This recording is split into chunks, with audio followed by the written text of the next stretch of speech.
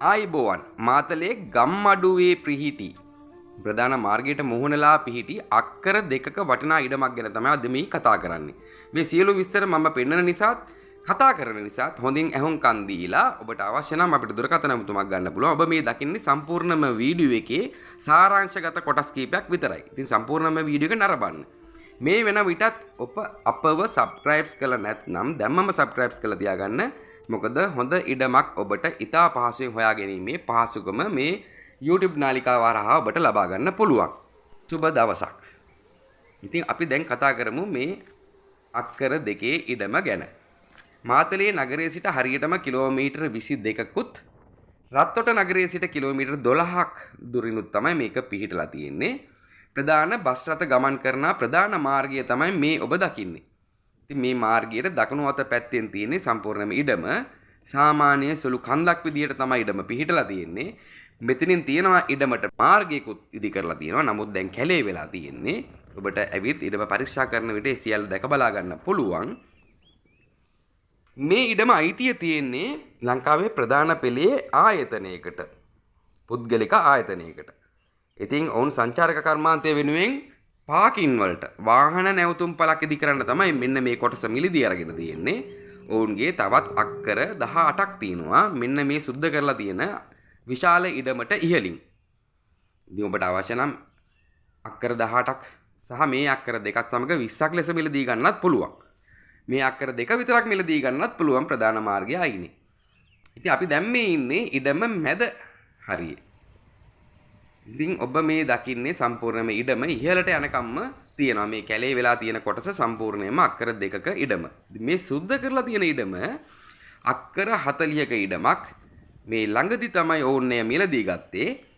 සම්පූර්ණයෙන්ම ලොකු වගාවකට සූදානම් කරමින් පවතිනවා. ඔබ මේ දකින්නේ මාතලේ කරගස්තැන්නේ පිහිටි සම්ප්‍රේෂණ කුළුණු. ITN රූපවාහිනී, ස්වර්ණවාහිනී, සිරස, MTV, දෙරණ ආදී සියලුම සම්ප්‍රේෂණ කුළුණු ඉදි කරලා තියෙන්නේ මාතලේ කරගස්තැන්න කියන ඒ කඳු කර ප්‍රදේශයේ. ඒ හරිම ලස්සන සීතල දේශගුණයක් තියෙන ප්‍රදේශයක් මාතලේ ගම්මඩුව කියන මේ ලස්සන ප්‍රදේශය. දැනට නම් සංචාරක කලාපයක් කරලා තියෙන්නේ. ඒ නිසා සංචාරක ව්‍යාපාර රැසක් අලුතින් ඉදිවෙමින් සහ කරගෙන යන සංචාරක නිවාඩු නිකේතන කීපයක්ම මේ අවට පවතිනවා. ඉතින් හරිම ලස්සන ඔබ මේ දකින්න විදිහට ලස්සන view එකක් තියෙනවා.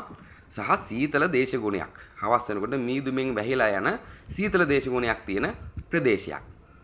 ඉතින් මේ කාලේ නම් මේ සැප්තැම්බර් මාසයේ ටිකක් පායන කාලේ. ඉතින් ඒ නිසා ටිකක් පරිසරය සාමාන්‍යයෙන් වියලි විදියට තමයි ඔබට දකින්න හම්බෙන්නේ. නමුත් තව මාසෙකින් විතර ඔබ මේ ප්‍රදේශයට ආවොත් සම්පූර්ණයෙන්ම වෙනස් දේශගුණයක් සහ වෙනස්ම පරිසරයක්. නුවරඑළිය හා සමාන සීතල දේශගුණයක් තියෙන කඳුකර ප්‍රදේශයක්. ඉතින් අපි දැන් යන්නේ මේ ඉඩම මැදින් අනිත් මායිමට. මම ඉඩමේ ඉහළ කොටසට ගියේ නෑ. ඉහළ කොටසට ගියා නම් ඔබට මීට වඩා ලස්සන view එකක් සහ හරිම ලස්සන ප්‍රදේශයක් බලා ගන්න පුළුවන්. ඉතින් ඔබ ඉඩමට එනවා නම් ඉඩම සම්පූර්ණයෙන්ම දැක බලා ගන්න පුළුවන්. ඔබටත් යම්කිසි ඉඩමක් නිවසක් දීපලක් ඉතා ඉක්මනින්ම විකුණා ගැනීමට අවශ්‍ය නම් මෙන්න මේ තිරයේ දක්වන දුරකථන අංකයට දුරකථන නමතුමක් දීලා අපගේ YouTube නාලිකාවේ දැන්වීමක් විදියට පළ කර ගැනීමේ හැකියාවක් තියෙනවා. සින්නක්කර නිරවුල් ඔප්පුවක් සහිත ඉඩමක්. මාතලේ ගම්මඩුවේ පිහිටි පුද්ගලික ආයතනයකට අයිති පුද්ගලික සමාගමට අයිති අක්කර දෙකක නිරවුල් සින්නක්කර ඔප්පුවක් සහිත ඉඩමක්. මේ ඉඩමේ මිල විදියට වුන් අක්කරයකට ලක්ෂ 25ක් බලාපොරොත්තු වෙනවා. අක්කර දෙකට ලක්ෂ 50යි. නමුත් ගණුම් කරුවෙකුට පුළුවන් ඉඩම පරීක්ෂා කිරීමෙන් පසු ආයතනයේ ප්‍රධානියාව අපි සම්බන්ධ කරලා දෙන්නම්. ඔබට මිල ඔවුන් සමග සාකච්ඡා කරගන්න පුළුවන්. මේ වැඩි විස්තර මේ වීඩියෝ එක අවසානයේ ඔබට අපේ නම්බර එක තියෙනවා දුරකථන අංකය ඇමතුමක් දීලා කතා කරන්නත් පුළුවන්. මේ තියෙන ඉඩමේ මායිමේ පිහිටි ඇල.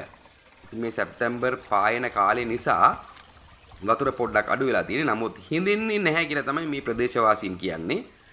ඔවුන් මේ හරහා වගාව සඳහා සහ බීමට නෑමට සියල්ලටම වතුර ඔවුන් මේ ඇල හරහා ලබාගෙන තියෙනවා.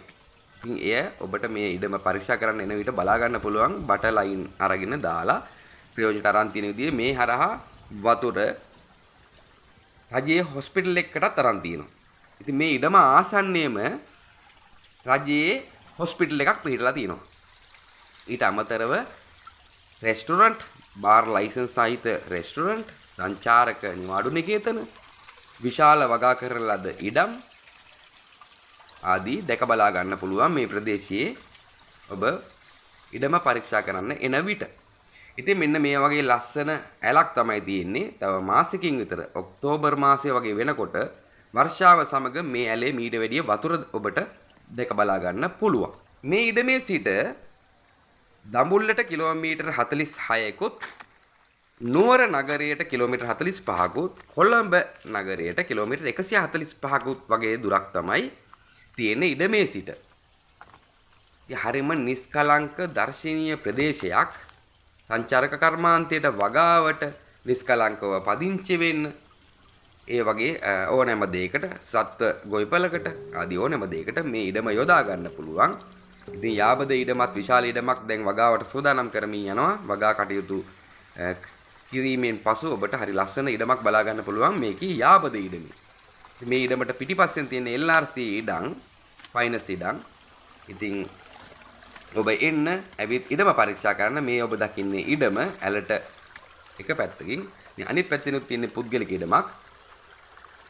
ඉඩම පරීක්ෂා කිරීමෙන් පස්සේ ඔබට පුළුවන් යම් කිසි අදහසක් අරගෙන හොඳයි නම් අයිතිකරු සමග සාකච්ඡා කරගන්න. යාබද ඉඩමෙන් ඉහළට ගිහින් මේ ඉඩම මැදින් ඇවිත් මේ ඇල දිගේ ආපහු ප්‍රධාන මාර්ගයට ඇවිල්ලා මේ පෙන්වන්නේ. ඉතින් මේ විස්තර මම කියන දේ පැහැදිලි නැත්නම් ඔබට බලා ගන්න පුළුවන් ඩිස්ක්‍රිප්ෂන් එකේ පළවෙනි කමෙන්ට් එකේ සිංහලෙන්, දෙමළෙන්, ඉංග්‍රීසියෙන් තුනින්ම දාලා තියෙනවා.